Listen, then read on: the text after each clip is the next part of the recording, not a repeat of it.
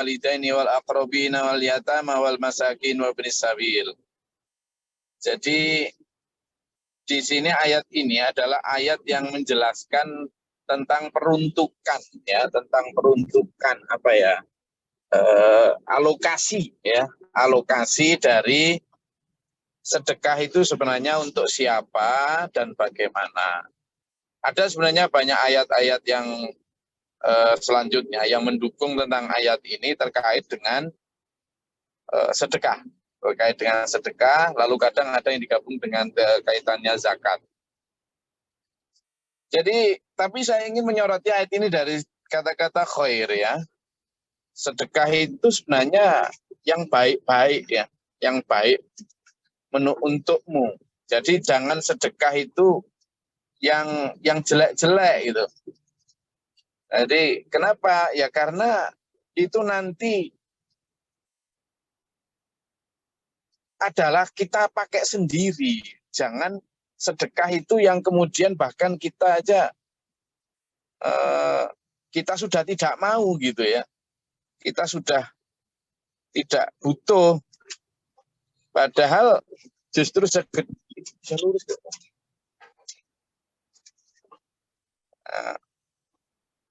jadi bahkan di dalam Al-Quran itu disebut lihatkan bentuk dari sedekah itu jangan bahkan kamu aja sudah memicingkan mata terhadap barang-barang itu, gitu kan? Kamu aja loh memicingkan mata, artinya sudah apa itu enggak, tapi dianggap sedekah itu sesuatu yang baik ya. Ya coba kita buka, nanti ada kaitannya di surat Al-Baqarah, coba dibuka ya, ayat 267, coba dilihat. Monggo Bu Murni, dilihat, dibuka di surat Al-Baqarah ayat 267. Ya itu aja dibuka lanjutannya. Nah itu nanti ada, coba lihat dulu nih. Monggo silakan. Tadi yang Bu Murni sudah buka mikrofon. Yang 267, monggo. Nanti biar kita tahu makna dari min khairin tadi, silakan.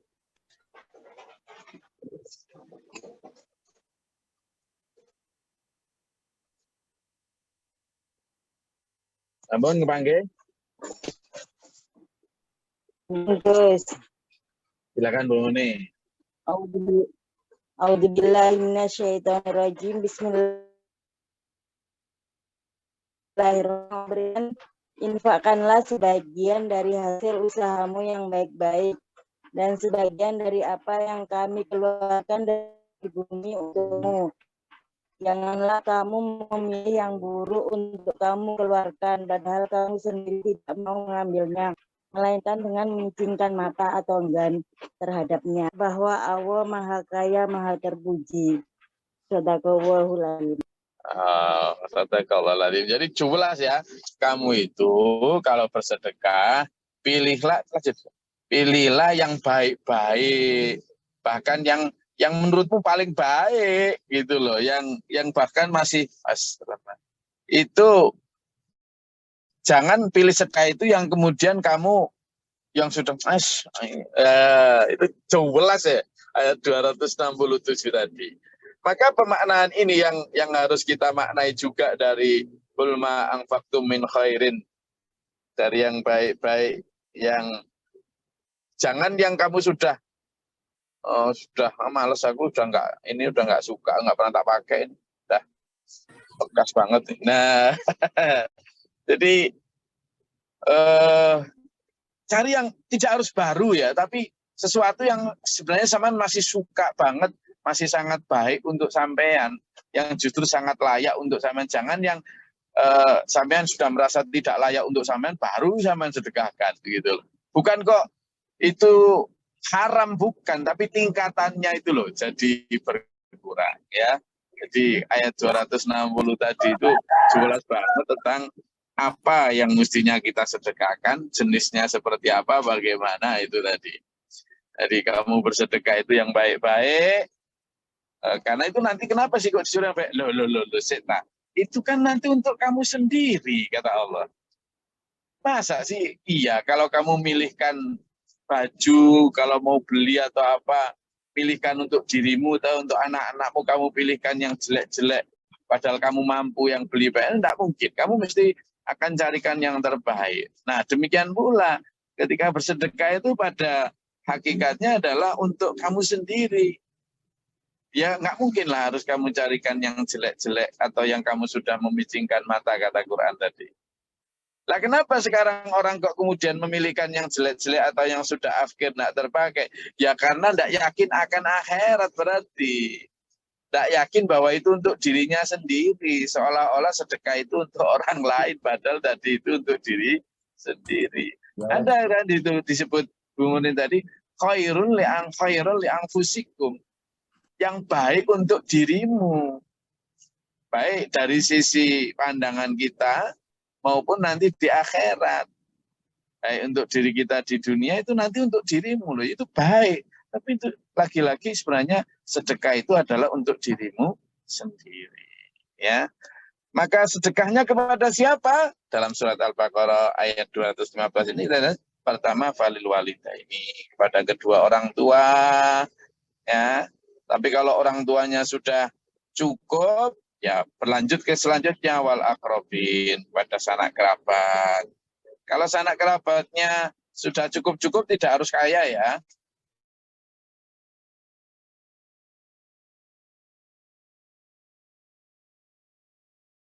Cukup itu artinya mereka sebenarnya sudah. Maka harus ke selanjutnya siapa? Bukan ke akrobin lagi, tapi wal yatama, kepada anak-anak yatim.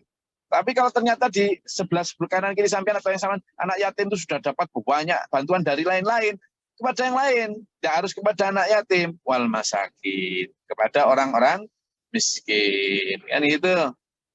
Nah ternyata banyak orang miskin di situ yang sudah dapat bantuan ini, bantuan itu dan sebagainya.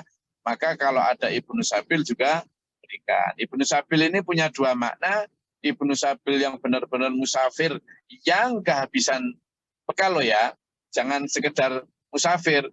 Kalau artis-artis yang sedang musafir gunakan pesawat jet pribadi atau naik pesawat high class untuk rekreasi ke Eropa ke apa ya, bukan musafir dalam kategori ini.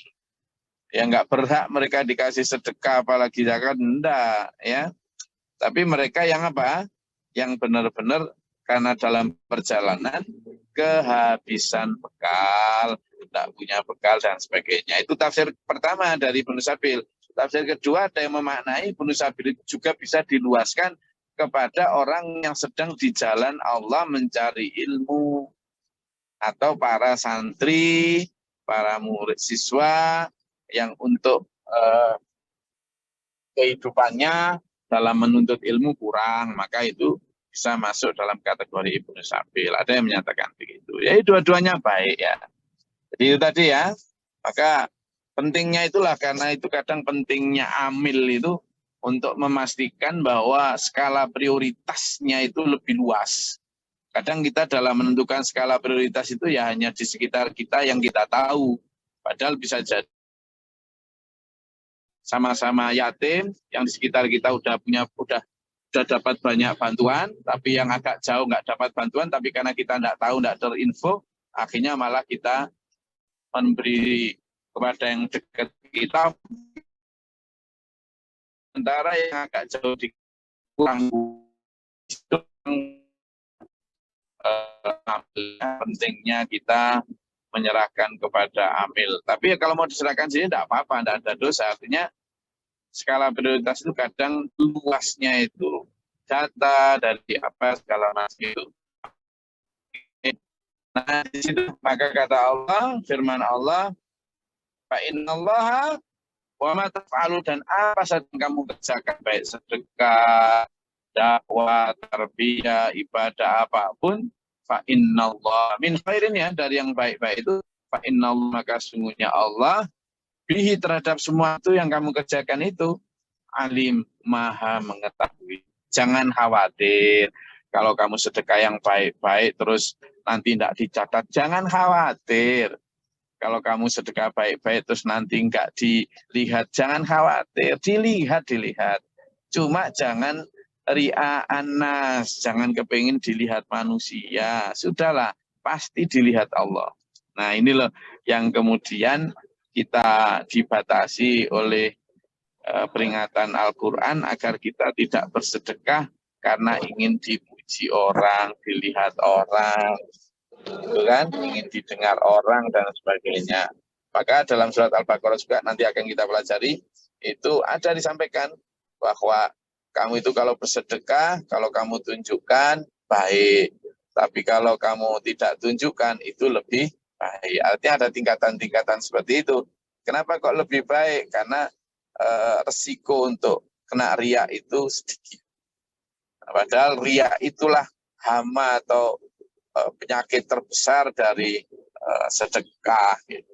Ya, oke, sampai di situ. Monggo kalau ada yang mau disampaikan. Intinya kita harus benar-benar ikhlas bahwa sedekah kita itu hanya li'illah li kalimatillah, hanya karena ingin mendapatkan ampunan dan ridha Allah.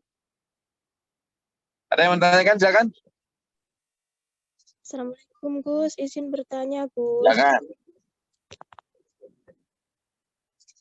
Ini mengenai bersolek atau berdandan di depan suami karena ingin menyenangkan suami kan Gus, bolehkah kita para perempuan meluruskan rambut supaya terlihat rapi gitu? Atas jawabannya terima kasih ya Gus. Assalamualaikum. Waalaikumsalam. Intinya gini ya, ketika kita berdandan dan sebagainya, sepanjang tidak merubah ciptaan Allah, ya, maksudnya merubah ciptaan Allah itu tidak dengan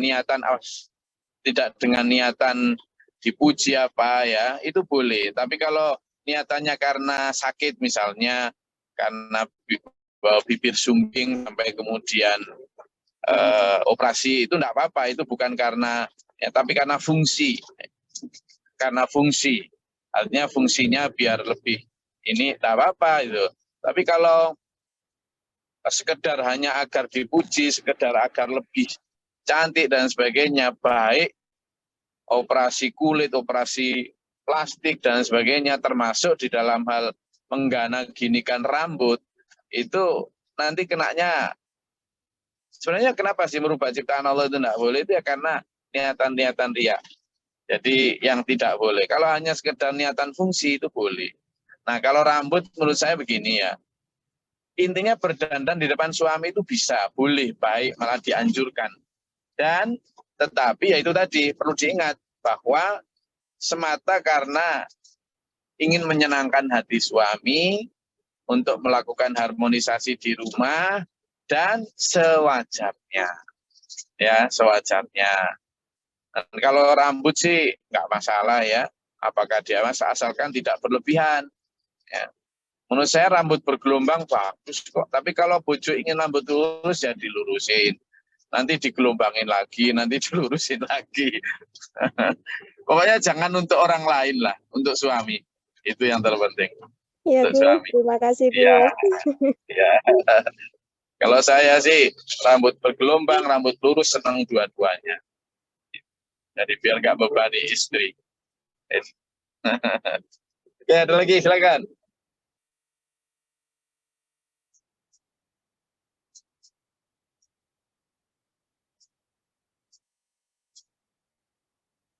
Soalnya nanti kalau istri kita tuntut untuk meluruskan rambut, nah nanti kalau kita suami dituntut oleh istri untuk meluruskan gigi, memanjangkan telinga, gitu kan repot itu. Ya kan?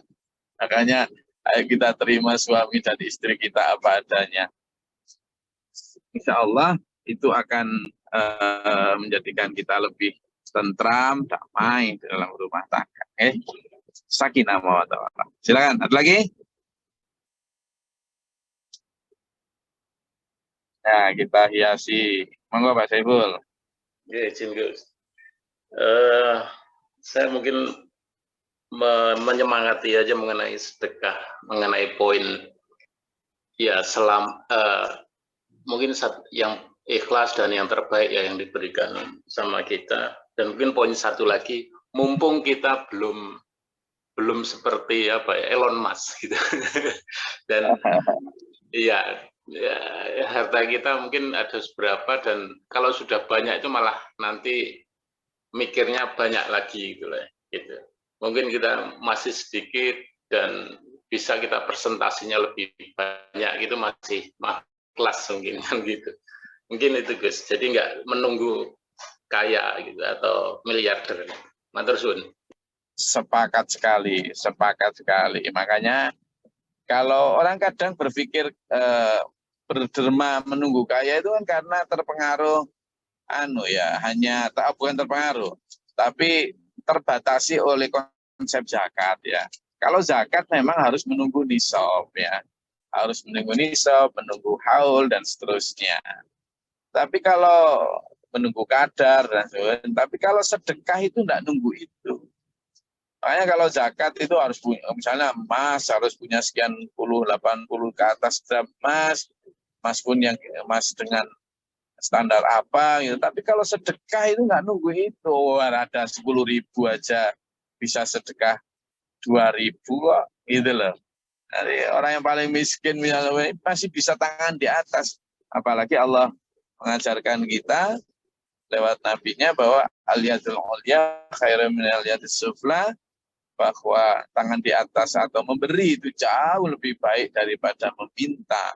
Maka kita harus biasakan itu, karena memberi itu urusannya dignity, sementara meminta itu urusannya kadang kehilangan marwah. Sehingga ayo kita biasakan. Dan benar tadi Pak, jangan sampai menunggu banyak. Itu tadi saya sering nyampaikan tentang kurva iman ya. Kurva iman atau konsep yang saya biasa paparkan tentang kurva iman ada juga dalam Al-Quran itu, tapi besoklah kita bahasnya. Itu kamu ketika masih miskin, masih tidak punya apa-apa, berdoa kepada Allah agar diberi harta banyak. Nanti kalau harta banyak itu bisa untuk bersedekah, tapi ketika harta itu benar-benar banyak, kamu menyimpan tanganmu di balik sakumu, kata Quran. Quran itu loh ya, besok insya Allah kita bahas ya. Kalau ingatkan saya, tak tunjukkan ayatnya. Artinya apa? Orang tidak sesuai janji dan niatnya awal. Benar kata Pak Saiful tadi, begitu sudah bawanya, hitung-hitungannya malah rumet gitu loh. Nah, ada orang yang, banyak kan orang begitu, meskipun ada juga dulur-dulur yang alhamdulillah ketika dia diberi Allah rezeki banyak, itu dia masih tetap humble, tetap biasa aja, tetap tidak eman, dan tetap mengeluarkan harta ya dengan proporsi yang banyak juga, ada juga. Nah, tetapi yang bisa begitu itu loh sedikit. Sehingga Quran itu memwarning itu, jangan tunggu kaya. Bersedekahlah selagi bisa, selagi mampu. Gitu ya. Dan itu tidak ada batasan kuantitas. Yang penting kualitasnya. Kalau orang yang kaya ya termasuk kuantitas ya, artinya jumlah. Tapi kalau orang yang tidak punya, yang penting kualitasnya, keikhlasannya, proporsinya. Oke, saya rasa itu ya. Ada lagi? Oke, saya rasa juga kajian kita pada pagi hari ini, alhamdulillah kita diberkahi Allah hujan. Semoga menjadi rahmat untuk kita semua. Semoga Allah merahmati berita kita, untuk kita dalam siratal mustaqim. Ila bihas. Amin. Allahumma sholli Allahumma afir lil mu'minin wal muslimat. اللهم اهدنا فيمن هديت وعافنا فيما عافيت ولنا فيمن توليت وبارك لنا فيما اعطيت وقنا الشر ما قضيت انك لا تغفر استغفرك واتوب اليك والسلام عليكم.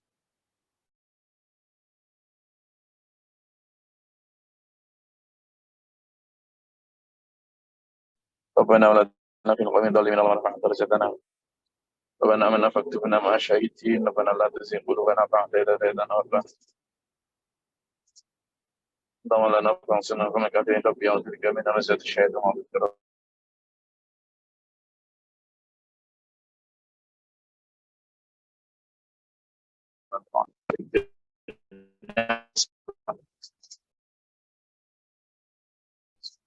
سبحان ربك رب العزة عما يصفون وسلام على المرسلين. السلام عليكم ورحمة الله وبركاته. Waalaikumsalam warahmatullahi wabarakatuh. بالقرآن اجعله لنا إماما اللهم Nyala hijau.